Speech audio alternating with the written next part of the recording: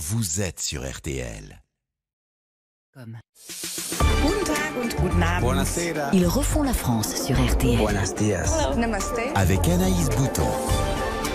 Bonsoir à toutes et à toutes, bienvenue dans Ils refont la France, c'est tous les vendredis soirs, vous le savez, et c'est l'actualité française vue par les correspondants de la presse étrangère. C'est un peu notre Erasmus à nous chez RTL, avec ce soir Paolo Levi, je suis journaliste de la presse italienne. Buonasera a tutti. Parla italiano. Benissimo.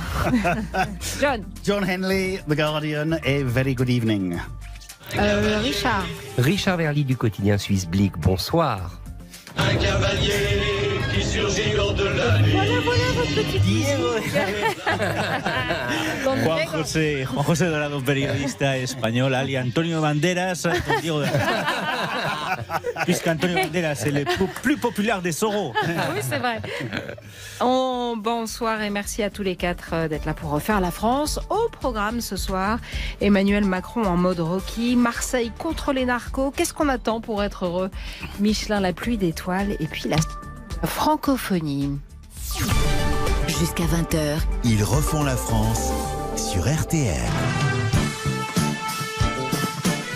Alors non, vous n'êtes pas sur les grosses têtes, bien sûr, mais cette semaine, c'était la publication d'une série de clichés d'Emmanuel Macron en train de percuter un punching ball, l'œil noir et le muscle saillant. Des photos qui ont été réalisées par Soisy de la Moissonnière, la photographe officielle du chef de l'État, qui les a postées sur son compte Instagram. À quoi ça sert, Juan José Dorado? Oh, on se pose la question, surtout du côté espagnol, hein. Puisque nous n'avons pas du tout l'habitude. Donc on a vu parfois le président Sanchez faire un panier dans un terrain de basket, voir Aznar à l'époque qui faisait son footing, mais on n'a pas du tout l'habitude de voir le président du gouvernement faisant de la boxe, on n'a pas l'habitude de voir le président du gouvernement, enfin le président de la République, dans votre cas, en train de prendre le soleil sur un yacht, torse nu. Non, on n'a pas du tout l'habitude et on se pose la question à quoi ça sert, parce que c'est vrai qu'aujourd'hui, quand on essaye de défendre la vie privée des hommes politiques, et notamment du chef de l'État, qu'il se montre au maillot de bain ou qu'il se montre en train de faire de la boxe, d'autant plus dans ce contexte très particulier de ces derniers jours, on se pose la question. On n'est pas du tout habitué du côté de l'Espagne. Vous le savez, chaque semaine, Courrier International, qui sélectionne et qui traduit toutes les pépites de la presse internationale, nous propose une ou des pépites de la presse étrangère. C'est notre rubrique Sacré Français. Voilà, et ce soir, alors, gros intérêt, les amis de la presse européenne, pour ces clichés. Le journal allemand, dont je ne dirai pas le nom car j'en suis incapable, je vais essayer quand même, Tager Eisenger. Personne parle allemand. Tagesanzeiger, c'est un quotidien suisse allemand. Suisse-allemand, pardon, excusez-moi, Richard. Se demande, essayerait-il de faire passer un message à quelqu'un? Je vous pose la question, John Henley. Écoutez, de toute évidence, oui. Je pense que il y avait plusieurs messages. Hein. Je pense que surtout Emmanuel Macron, ça fait depuis quelques semaines maintenant qu'il est devenu vraiment, il est en train de se transformer dans le plus grand faucon de l'Europe par rapport à l'Ukraine et à Vladimir Poutine, évidemment. Je pense que beaucoup de gens ont vu dans le, comment on appelle ça, le sac... le punching ball. C'est un terme anglais. Il n'y a pas d'expression française. Non. Dommage. Oui, un sac de frappe, remarque. Voilà. Et beaucoup de gens ont fait la comparaison, évidemment, avec ces images de Vladimir Poutine en strongman, torse nu, mais lui, il tue des ours, cheval, etc. Mais je pense qu'il y a aussi un truc avec Macron. Je pense qu'Emmanuel Macron, quand même, il a un truc avec les photos. Hein. Genre, je ne sais pas si vous vous souvenez, avant, en 2022, juste avant le premier tour, on a vu des photos de lui un peu à la BHL, avec la chemise déboutonnée, et des poils, etc. Oui, c'est vrai. Donc je pense, oui, il soigne son image. Il y a le scooter des mers aussi l'été. C'est bientôt la saison du scooter des mers. Pour vous, Richard Verly, et c'est le sens de votre votre papier dans Blick.fr, le président est presque amoureux de lui-même et de ses provocations. En plus, vous dites qu'il y a une concomitance parfaite entre l'apparition de ces clichés et le sommet des 27. Oui, moi je crois qu'il y a chez Emmanuel Macron clairement une sorte d'amour de lui-même. Il aime se mettre en scène, il en joue. Vous savez que c'est en faisant du théâtre, lorsqu'il était très jeune, qu'il a été découvert par celle qui est aujourd'hui son épouse. Il y a peut-être un lien, mais il est clairement à l'aise sur scène. Je pense qu'il joue un rôle. Le rôle, John l'a très bien dit, on l'a compris, aujourd'hui c'est le rôle du chef de guerre. Le chef de guerre prêt à tout, donc qui monte sur le ring, qui frappe, etc. C'est aussi un moyen de rappeler sa jeunesse. 45 ans, c'est quand même très jeune pour un président de la République. Et on ne peut pas oublier le rapprochement avec Vladimir Poutine, qui lui, de la même manière, a fait ça souvent, il le fait moins maintenant parce qu'il est plus âgé, mais il se mettait en scène comme judoka, Vladimir Poutine, avec je sais pas quoi, un ours en Sibérie ou des saumons qu'il était en train de pêcher. Bref, là il y a un parallèle entre ces deux hommes qui est qu'on doit faire obligatoirement et qui laisse quand même un peu perplexe parce que ça ferait peut-être du bien d'être plutôt raisonnable et d'éviter d'être dans la démonstration de force avec quelqu'un comme Poutine qui aime ça. Paolo Levi, on a tellement hâte de vous entendre qu'on va vous écouter juste après la pause. À tout de suite sur RTL. Jusqu'à 20h. Ils refont la France avec Anaïs Bouton. Jusqu'à 20h. Ils refont la France sur RTL. Anaïs Bouton. Et avec moi, John Henley, Paolo Levi, Richard Verly et Juan José Dorado. Paolo, on voulait votre avis sur cette affaire de pectoraux, de sacs de frappe, de boxe. Est-ce que vous croyez que c'est pour envoyer un message à son jeune Premier ministre aussi? Moi aussi, je peux le faire et tout. Non? Écoutez, je crois surtout qu'Emmanuel Macron est dans une mauvaise passe. On a vu les sondages pour les européennes. Il a presque plus de 10 points d'écart sont partis sur le Rassemblement national. Moi, je pense que quand on est en difficulté, moi-même, quand je suis en difficulté, j'utilise toutes mes ressources. Pour tenter de récupérer du terrain. Et une des ressources d'Emmanuel Macron est clairement aussi sa jeunesse. Il ne faut pas oublier que c'est le président le plus jeune de l'histoire de la Ve République. C'est un sportif. Il se montre aujourd'hui en boxeur. Il y a quelques jours, il nous a dit qu'il allait se plonger dans la Seine pour les Jeux Olympiques. C'est aussi une grande année sportive 2024, parce que dans quelques mois, parfois on semble l'oublier à Paris, mais il y a les JO, les gars, il y a les JO, je vous le dis, chez vous. Et donc, je pense qu'il y a un petit peu de tout ça. Il y a aussi peut-être en filigrane une petite réponse, un clin d'œil à Poutine. Poutine est judoka, mais aussi boxeur. Il s'est affiché plein de fois. Vous pouvez trouver les photos sur Internet. Il y en a plein avec les gants de boxe rouges comme Ivan Drago, qui était l'ennemi redoutable de Rocky dans Rocky. Et aujourd'hui, on a un Rocky européen, Emmanuel Macron, qui s'affiche quelque part sur les réseaux. Après, moi, je trouve assez, je sais pas, peut-être mes confrères européens pourront confirmer ou pas, mais nous, on n'a pas, par exemple, en Italie, un photographe officiel de notre présidente qui suit le président dans sa quotidienneté, qui publie des photos. Non, ça n'existe pas. Donc ça aussi, c'est assez... Nous, on a eu des problèmes avec des photos non officielles, justement. On avait eu, alors, justement, ça tombe bien que vous disiez ça. Une autre personnalité qui a fait une apparition aujourd'hui sur les réseaux, c'est la princesse Kate, John. La princesse Kate qui a annoncé sur une vidéo assez courte qu'elle avait un cancer. On l'écoute, princesse Kate. In January, I underwent major abdominal surgery in London. The surgery was successful. However, tests after the operation found cancer had been present. My medical team therefore advised that I should undergo a course of preventative chemotherapy, and I'm now in the early stages of that treatment. Ouais, donc ils ont découvert un cancer et elle doit subir un traitement de chimio. Alors on est en ligne avec Sidonie Gaucher qui est la correspondante de RTL à Londres. Un choc, Sidonie Gaucher. Oui, tout à fait, un choc. La vidéo a été mise en ligne il y a une quinzaine de minutes. Donc on voit Kate assise sur un banc, vêtue d'une marinière, le visage assez fermé, où elle annonce son cancer. Elle avait été silencieuse après sa chirurgie abdominale en janvier, donc elle en parle dans la vidéo. Elle dit dit aussi que c'est un choc énorme pour elle et sa famille, qu'il a fallu l'expliquer aux enfants, George, Charlotte et Louis, avec des mots appropriés. Il a fallu les rassurer sur le fait que tout ira bien. C'est un petit peu un message qui s'adresse aussi au public.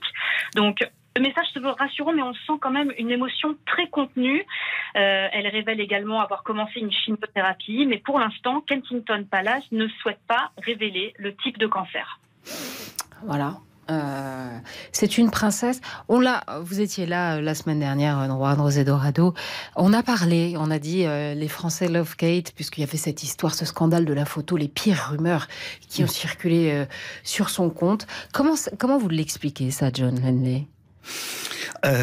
C'est extrêmement difficile à expliquer et je pense qu'en grande partie, il y a une grande responsabilité. Une grande partie de la responsabilité doit être portée par le palais, le palais. Parce qu'ils sont pas clairs. Parce qu'ils ont fait c'est une politique de com vraiment mal maîtrisée. Je pense que tout le monde sait. Et depuis, on a eu des images. Il y avait 2 autres images qui sont sorties, notamment de la reine Elisabeth avant sa mort, avec tous ses petits-enfants. Et cette photo aussi avait été retouchée. Et tout le monde sait, toutes les grandes agences de presse, etc., n'acceptent pas les photos qui ont été manipulées, retouchées, photoshopées, etc., pour des raisons évidentes d'authenticité, etc. Donc tout ça, ça a permis... Et après, évidemment, il y a eu des pires rumeurs en ligne. Sa mort, même. C'était effroyable. Exactement. Non, extraordinaire. Paolo, Lévy, vous comprenez que cette famille royale d'Angleterre irrigue encore tous les fantasmes en Europe et qu'elle soit si aimée, au fond, en France, le peuple régicide, quand même. Peut-être c'est justement pour ça, c'est-à-dire que... Enfin, les Anglais aussi, remarquez, ils ont coupé la tête de Charles Ier, donc pas, les Français... Avant nous même. Mais on ne le sait pas, c'est nous, le peuple régicide. Paolo. Je trouve que les Français ont toujours eu un rapport assez schizophrène avec la monarchie, parce que d'un côté, ils ont coupé la tête du roi, et de l'autre côté, ils se sont vite empressés pour se doter de nouvelles formes de monarchie. Si vous pensez à la 5e République. Les gars, la 5e République, c'est genre l'homme le plus puissant en Occident, après le président des États-Unis. Donc voilà, c'est un des paradoxes français qui fait le charme de ce pays. Et c'est le pays aussi qui a inventé la monarchie absolue. Et peut-être ça explique beaucoup de choses aussi. Et Joe Biden, lui, ne monte pas sur le ring et ne chausse pas les gants de boxe comme Emmanuel Macron. Il n'a pas l'âge. Non, mais il y a aussi l'aspect romance, excusez-moi, mais Kate Middleton, dont j'ai compris à feuilleter les articles la concernant, qu'elle était programmée presque de façon informatique pour devenir épouse de William. Elle a littéralement été, je dirais, elle a fait tout ce qu'il fallait pour ça. Donc il y a le côté romance, c'est une belle histoire jusqu'à ce qu'on vient d'apprendre. Et moi, ça ne m'étonne pas qu'elle soit très populaire. Et par ailleurs, jusqu'à maintenant, je crois, elle n'avait fait aucune faute dans cette chorégraphie princière. Sans faute, un sans faute absolue. Voilà. Ouais. Allez, mais c'est pas fini. On parle dans quelques instants de Marseille, de Marseille contre les narcos. À tout de suite sur RTL. RTL, ils refont la France. Avec Anaïs Bouton. Jusqu'à 20h. Ils refont la France sur RTL. C'est pas la capitale, c'est Marseille bébé. 1-3 au G-Sport, je passe la douane. Ah oui, vous la connaissez pas celle-là. Nique tes morts sur le vieux port. Nique ta mère sur la canne bière, nique tes morts sur le vieux port. Alors on est bien à Marseille, les amis, avec John Henley, Paolo Lévy, Richard Verly, Juan José Dorado. Emmanuel Macron était à Marseille ce matin et il a dit ça. L'objectif, c'est rendre la vie des trafiquants, des dealers, de toute la criminalité qui les accompagne impossible. Et puis on va prendre de nouveaux dispositifs. Et je le dis ici, dans une ville qui, l'année dernière, a connu 49 crimes liés au trafic de drogue. Qu'on n'y cédera rien. Alors Emmanuel Macron était à Marseille mardi, pas ce matin, alors qu'une large opération de lutte contre le narcotrafic était en cours. 750 forces de l'ordre étaient mobilisées. Cette opération appelée XXL se prolongera pendant plusieurs semaines et sera déployée dans une dizaine de villes. Comment percevez-vous cette opération de John Henley ? C'est un coup de com'? Effectivement, c'est encore une fois une question d'image, je pense. Et en termes d'image, c'était bien réussi, je pense. On se souvient des dernières images qu'on a vues du président au Salon de l'Agriculture, par exemple, où il était vraiment bousculé, etc. Donc là, c'était beaucoup plus maîtrisé. Il venait en soutien à la police de Marseille, etc. Le problème, pour moi, dans ce genre d'opération, c'est que tout ça émane du président, ce qui veut dire inévitablement que tout remonte à lui après. Après ce genre après sa présence, après ses annonces, il faut que ça marche. Eh oui. C'est un gros risque parce que c'est un énorme problème. Le problème de la drogue en France et en surtout, Europe peut-être aussi. Mais surtout à Marseille, c'est pas le genre de problème qu'on arrive à résoudre comme ça. Alors les chiffres pour appuyer ce que vous dites, la drogue en France, c'est 1 million de consommateurs quotidiens. C'est le pays d'Europe qui en consomme le plus. Et selon les estimations du ministère de l'Intérieur, écoutez ces chiffres, 240 000 personnes vivent directement ou indirectement du trafic de drogue en France, c'est-à-dire dont 10% à plein temps, c'est-à-dire 1% de la population active. Ces chiffres sont faramineux, Paolo Levi. Non ? Eh oui, c'est... Vous croyez que ça peut marcher, ces opérations ? Chez nous, en Italie, c'est pareil, sinon pire. Disons que c'est la 13e fois qu'Emmanuel Macron fait ce genre d'opération à Marseille depuis qu'il a été élu président pour la première fois en 2017. Voilà, moi je suis ici depuis bien longtemps et à chaque fois il y a cette opération coup de com' à Marseille et où tout est mobilisé, etc., de grandes promesses, etc. Et après on rentre à Paris et au moins nous on a des difficultés à voir ensuite le suivi de ce qui se passe sur le terrain. Donc ouais, j'allais juste dire, pour moi, franchement, il y avait ce slogan, c'était quoi, place net. Oui. Moi, ça me rappelle franchement Karcher de Sarkozy. Oui, c'est des slogans. Ça marche pas, et s'il n'y a pas vraiment de suivi sur le terrain, ça craint. Juan José Dorado. Non, c'est une grosse... comme de l'Élysée, mais vous avez donné des chiffres, et je vous donne une autre, 938 grammes de coke ceci. Oui. Vous déployez 900 policiers, vous saisissez 938 grammes de coke. Donc effectivement, ça laisse à désirer. Alors c'est de la com, que de la com, puisqu'on sait parfaitement qu'il faut investir dans la police, dans des longues enquêtes qui se développent sur des semaines, sur des mois, voire sur des années, pour essayer de démanteler les réseaux. Mais est-ce que surtout il ne fallait pas laisser les policiers dans les quartiers ? Parce que c'est Nicolas Sarkozy qui avait enlevé la police de proximité en disant que les policiers n'étaient pas là pour jouer au foot avec les voyous, mais enfin... Grosse erreur, ouais. Parce que la police de proximité peut-être faisait moins des arrestations, mais créait un lien et était très bien informé par rapport à des policiers effectivement qui arrivent dans des quartiers difficiles, qui ne connaissent pas et qui ne sont pas aimés du tout des gens qui l'habitent. Richard Verny ? Oui, alors moi je trouve que la symbolique d'Emmanuel Macron sur le terrain, au milieu des policiers, elle est quand même pas si mauvaise que ça. C'est quand même intéressant, ça montre déjà à ses habitants qu'il signifie quelque chose, qu'ils ne sont pas oubliés. Après la une de la Provence, et je comprends que ça fait des soucis puisqu'il y a une grève maintenant à la Provence. Ah oui, le journal La Provence. Je l'ai trouvé très éloquente cette une, ils ont mis une une, Macron est parti et nous on reste là. Et ça leur vaut apparemment, ils ont été réprimandés ou en tout cas tensés par leur direction pour ça. Mais je trouve que c'est une très belle une et très juste. Parce que la réalité, c'est celle-là. Et dès le lendemain, d'ailleurs, je crois, sur les réseaux sociaux, si ce que j'ai lu est vrai, les dealers envoyaient des messages pour dire à leurs clients « Vous pouvez revenir, Macron est parti, tout ça est terminé, tout redevient normal. » Après, franchement, moi, ce que j'aurais aimé, c'est que le lendemain de Marseille, et je peux le dire en tant que représentant d'un média suisse, parce que les banques suisses ont là aussi quelques culpabilités, on aurait aimé une perquisition dans toutes les grandes institutions financières qui blanchissent l'argent de la drogue. Parce que c'est quand même de ça dont on parle. On n'arrivera pas à éradiquer le trafic de drogue si on ne s'en prend pas de manière virulente à l'argent de la drogue. C'est l'argent de la drogue qui est partout. Il est dans un certain nombre de quartiers très chics de Londres, il est, j'imagine, en Italie, dans des proportions importantes. Il est en Espagne sur la Costa del Sol, il est à Zurich. Voilà la réalité. Donc à quand la même perquisition d'Emmanuel Macron au siège de grandes institutions financières? Dans tous vos pays, peut-être à part à la Suisse, vous allez me dire, c'est la prohibition comme en France. La drogue n'est pas, sauf en Espagne.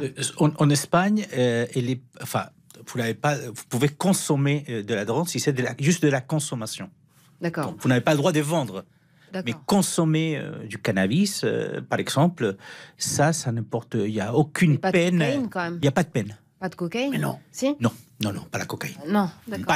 Pas les grosses... la drogue dure, qu'on appelle. Mais la consommation du cannabis, par exemple, est autorisée.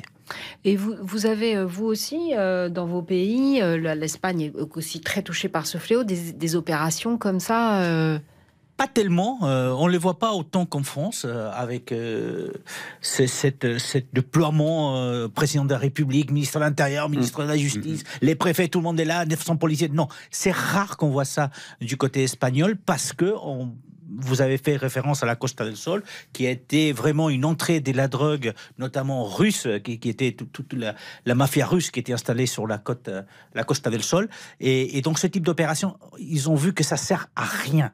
Ça sert à rien. Il faut de longues enquêtes pour pouvoir démontrer les réseaux, ce qui se passe donc notamment du côté de l'Andalousie, du côté de Gibraltar, face aux côtes marocaines. Chez nous, notre Premier ministre Giorgia Meloni a fait une opération très semblable à celle d'Emmanuel Macron il y a quelques semaines, à la fin de l'année dernière. Elle est allée dans la région, dans la banlieue de Naples, avec tout un déploiement de forces de l'ordre, etc., pour rétablir quelque part l'ordre et la sécurité. Et ça a été plus ou moins la même chose. Elle est restée un jour, elle s'est affichée sur le terrain, etc. Après, elle est partie, on n'en a plus parlé. Bon, allez, une pause. Et dans un instant... Qu'est-ce qu'on attend pour être heureux? Qu'est-ce qu'on attend pour ça fait du bien, Ventura. Allez, on en parle tout de suite sur RTL. Qu'est-ce qu'on attend pour être heureux? Il y a des chansons dans le piano à queue. Il y a de l'espoir dans tous les yeux et des sourires dans chaque fossette. RTL, ils refont la France. Avec Anaïs Bouton. Jusqu'à 20h. Ils refont la France sur RTL. On vous souhaite tout le bonheur du monde et que quelqu'un vous tende la main. Que votre chemin... Oui, avec Jeanne Henley, Paolo Léger, Richard Verlier et Juan José Dorado, on vous souhaite tout le bonheur du monde. Et c'est pas encore complètement gagné parce que le classement mondial du bonheur parrainé par l'ONU et publié cette semaine, la France perd encore des places et dégringole à la 27e place sur 143 de ce bonheur dans le monde. Alors plusieurs critères sont pris en compte, le PIB par habitant, le soutien social et puis des perceptions, des sondages auprès des gens, perception du niveau de bonheur, de liberté, de générosité. Alors les premiers pays, c'est la Finlande, le Danemark, l'Islande, bref, tous les pays nordiques. On se demande bien pourquoi. Ce qui énerve au plus haut point les Finlandais, il faut bien le dire. Ça fait 7 années de suite que la Finlande est officiellement le pays le plus heureux du monde. Ça commence vraiment à énerver les Finlandais qui disent que ça donne l'impression que ce pays est parfait. Ouais. Et puis alors qu'il y a la nuit pendant 6 mois et qu'ils ont un très haut taux de suicide. Alors, comment vous parlez de bashing français, d'auto-bashing français, John Henley, vous nous l'aviez expliqué, mais je veux bien que vous nous le réexpliquiquiez quand même. Oui, je trouve, j'aime bien. Elle n'est pas parfaite la phrase de Sylvain Tesson, mais elle n'est pas mauvaise. La France est un paradis peuplé de gens qui se croient en enfer. La France n'est pas un paradis, bien sûr, loin de là, mais c'est à l'échelle européenne, c'est une social-démocratie à l'échelle mondiale. Une social-démocratie une démocratie sociale qui fonctionne très très bien, pas par tous les paramètres, pas sur toutes les mesures.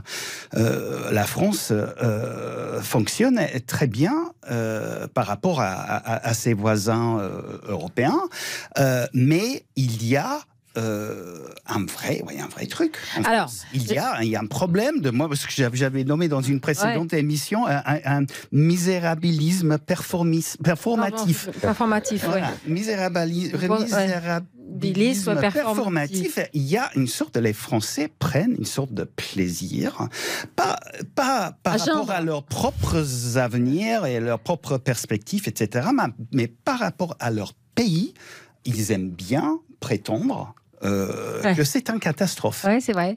Alors, Richard Verly, vous publiez Le bal des illusions chez Grasset. C'est un peu ce que la France croit et ce que le monde voit. Et vous dites que le déclin est un sport national français, que la France souffre de son déclassement, de l'impression d'un délitement, de sa puissance dans le monde. Mais c'est qu'une impression. Non, dans ce livre qu'on a écrit avec François d'Alençon, on a essayé de répondre à une question, c'est-à-dire comment la France est perçue dans le monde. Et au fond, cette influence française dans le monde, comment elle est acceptée ou comment elle est moquée. Et ce qui est très frappant, c'est que effectivement, le déclinisme français, le misérabilisme performatif, pour reprendre la formule de John, les étrangers le sentent. Et eux aussi, ils en ont marre. Ils en ont marre que les Français se lamentent en permanence. Et que les Français non seulement prennent plaisir à leur douleur ou à leurs difficultés, mais fasse croire au monde entier que la France est en difficulté. Alors qu'il y a dans le monde, et ça je tiens à le dire, parce que le livre est parfois sévère pour la France, il y a dans le monde une envie de France, mais une envie de France qui bouge, une envie de France qui agisse, pas une envie de France qui pleure. Et la difficulté, c'est que malheureusement, les déclinistes, c'est pas seulement un sport national, c'est que ça marche le déclin. Précisément à cause de ce tempérament français, un certain nombre d'auteurs en rajoutent sur le thème du déclin en permanence parce qu'il y a des clients pour ça. Donc il est temps que peut-être la France se réveille et si on veut mettre un terme à ce bal aux illusions, si on veut que cela que la France croit corresponde à ce que le monde voit, il faut peut-être arrêter ce sport du déclinisme performatif. Vous avez le sourire de Juan Rosé de Rado derrière vous. Alors, Juan Rosé. Il parle avec passion, c'est bien. Et moi, je vous dirais, je comprends que vous soyez malheureux. Ah bon? Vous n'avez pas la sieste, ni le soleil, ni la paella. Mais même comme ça, l'Espagne est encore pire. On est 36e. Vous disiez, la France a perdu, on est 26e. Nous, on est 36e. Les Anglais, tout ça. Hein. Et les Anglais, le perfide Albion, ils sont 20e. Ils sont plus heureux que nous. Même plus heureux que les Espagnols. Et je ne parle pas du déclassement dont vous parlez, parce que l'Espagne a été déclassée depuis un siècle et demi. Donc, ce n'est pas depuis les années 60 ou même avant. Nous, ça fait très, très, très, très longtemps qu'on n'est plus qu'un siècle et demi. Excusez-moi. Ce que je retiens quand même, c'est que quand vous interrogez les jeunes Espagnols, pratiquement la moitié des jeunes Espagnols voient le futur ou l'avenir de façon positive. Et ça, c'est important. Bon, il y a un autre chiffre qui m'a aussi touché, c'est que quand vous regardez ceux qui sont entre 35 et 65, bon, ils ont des doutes, mais à partir des 65, en Espagne aussi, ils voient l'avenir rose, radieux. Merveilleux, radieux. Bon, dis donc. Paolo Lévy. Vous, la France, c'est votre pays de cœur. Oui, c'est vraiment un pays que j'ai choisi justement parce que j'ai appris tout d'abord à le connaître depuis l'Italie, depuis Rome, à travers le cinéma, à travers la littérature. Et à travers tout ça, voilà, j'avais totalement une autre image de la France, d'un pays beaucoup plus gai, la douce France, cher pays de mon enfance. Donc, j'aimais aussi beaucoup la devise républicaine, ce mot cette valeur de la fraternité qui m'a toujours fait vibrer quand j'habitais en Italie. Donc, je me suis dit, écoute, mais j'y vais. Parce que c'est trop beau tout cela. Après, je suis arrivé ici et j'ai découvert un pays qui, en fait, n'était pas du tout celui qui m'avait été transmis à travers le cinéma, les livres et ce qu'on me racontait. Donc, il y avait vraiment un décalage. Et c'était quoi? Qu'est-ce qui était différent? C'était le caractère... Déjà, moi, vraiment, ce mot fraternité, je ne sais pas pourquoi, depuis que j'ai 14-15 ans, c'est un truc que ça me faisait vibrer. Donc, j'imaginais un Paris où tout le monde s'embrassait, se souriait. Regardez, rien à trouver. Tout le monde bavardait avec l'autre dans les transports en commun, dans les terrasses. Et en fait, je suis arrivé dans une ville où, en revanche, je découvre qu'on est très, très, très, très... On râle. Replié sur soi-même, que tout le monde ne parle pas avec tout le monde, qu'il y a des codes et qu'une valeur que je ne savais pas du tout, qui est mise en avant par beaucoup de Parisiens, c'est le fait le respect de la sphère individuelle. Donc personne ne veut déranger personne et donc personne parle avec personne, alors que... Donc voilà. Mais... En même temps, une incompréhension, parce que quand même, c'est un pays magnifique, richissime, très généreux socialement, vous auriez toutes les raisons pour être finlandais. Et n'oublions pas que le monde regarde la France. Et ça, c'est très important. Et c'est pour ça qu'on a voulu faire ce livre. Le monde regarde la France, surtout à la veille des Jeux Olympiques. Donc les Français, plus ils donnent une bonne image du pays, plus le pays sera influent et plus sa parole sera entendue dans le monde. Allez, on continue à parler un peu de la France et de sa langue. À tout de suite sur RTL.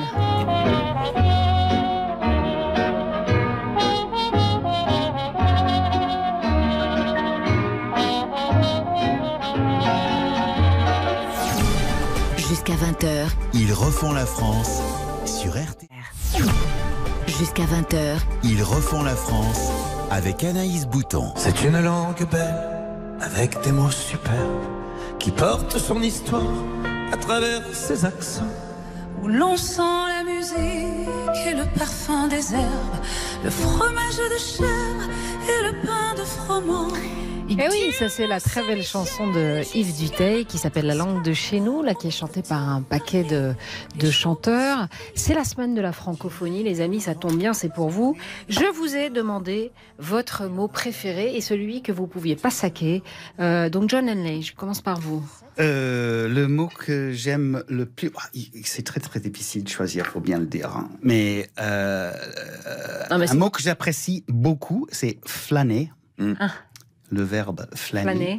Ouais. Le mot que je le déteste, mais tout simplement parce que c'est impossible à prononcer pour un anglo-saxon, c'est bouilloire.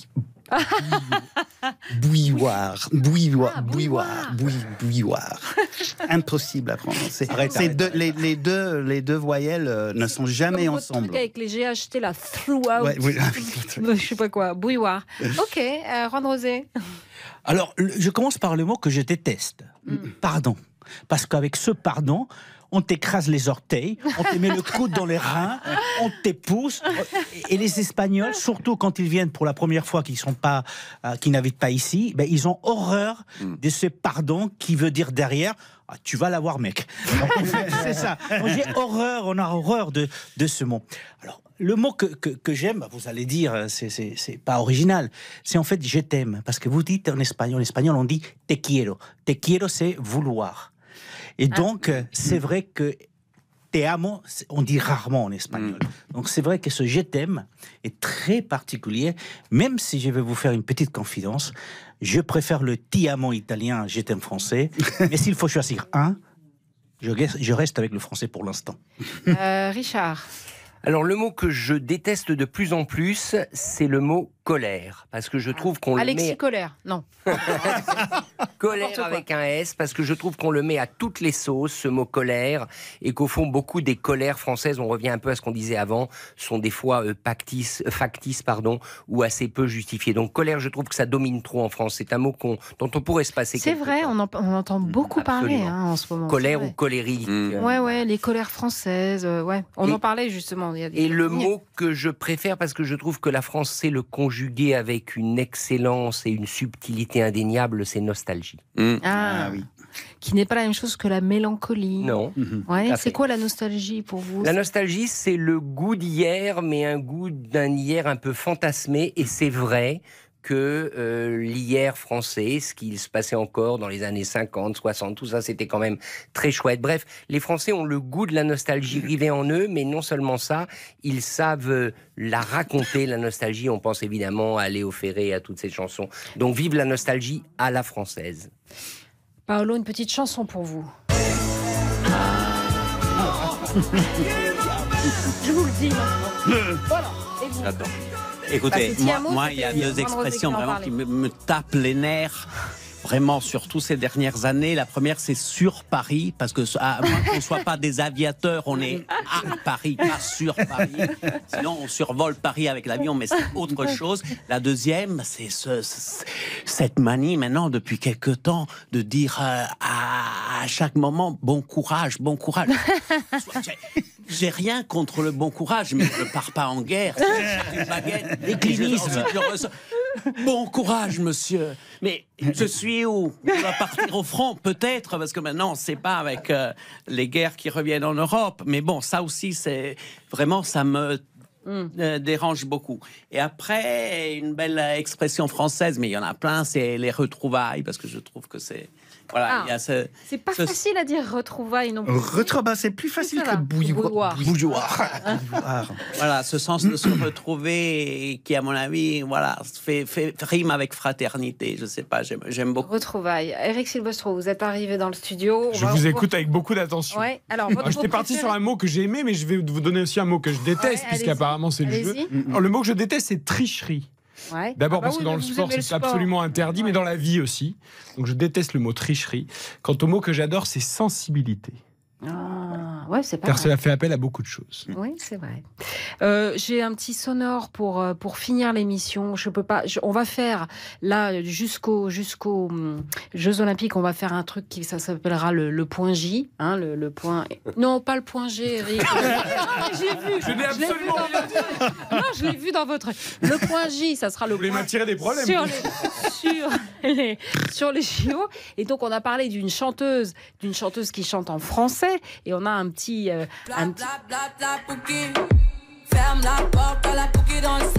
Voilà, Ayana Kamura, les amis. Et quand vous êtes pour ou contre qu'elle chante au JO? Pour. Ah bah bien sûr. Pour. Il y a un monsieur qui a écrit sous ce clip sur YouTube, il a écrit 7 years of French haven't prepared me for this moment. C'est-à-dire, 7 ans de français m'ont pas préparé, j'étais pas prêt en fait. Voilà. Allez, Ayana Kamura au JO. Oui, mais peut-être mais d'autres pourraient aussi chanter. Le point J la semaine prochaine. Le point J. Allez, ils refont la France revient vendredi prochain, même heure. Et dans un instant, évidemment, il est rentré dans le studio RTL Foot, vous l'avez entendu. Mais avant, l'essentiel de l'actualité avec Victor Pourchet.